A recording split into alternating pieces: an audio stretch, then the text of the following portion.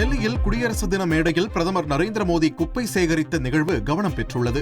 போர் வீரர்கள் நினைவிடத்தில் அஞ்சலி செலுத்திய பிரதமர் மோடி துணை குடியரசுத் தலைவரை வரவேற்பதற்காக காத்துக் கொண்டிருந்தார்.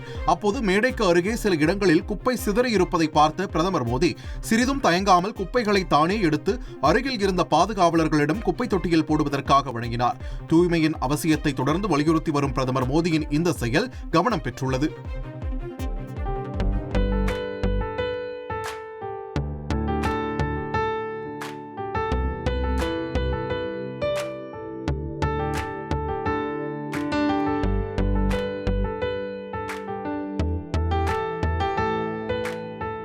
வேலூரில் குடியரசு தினத்திலும் போதிய பாதுகாப்பு உபகரணங்கள் இல்லாமல் கழிவுநீர் கால்வாயில் இறங்கி தூய்மை பணியாளர்கள் தேங்கி நின்ற குப்பைகளை அகற்றினர். வேலப்பாடி பகுதியில் செல்லும் நிக்கல்சன் கழிவுநீர் கால்வாயில் தேங்கி நின்ற குப்பைகளை போதிய உபகரணங்கள் இன்றி அகற்றினர்.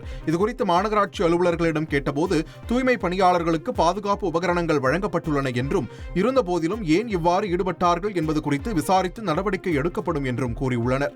குடியரசு தினத்தை ஒட்டி சென்னை உயர்நீதிமன்றத்தில் தலைமை நீதிபதி KR ஸ்ரீராம் தேசிய கொடியை ஏற்றி மரியாதை செலுத்தினார். அப்போது மத்திய தொழிலக பாதுகாப்பு படையின் மோப்ப நாய்கள் பல்வேறு சாகசங்களை செய்து அசத்தின.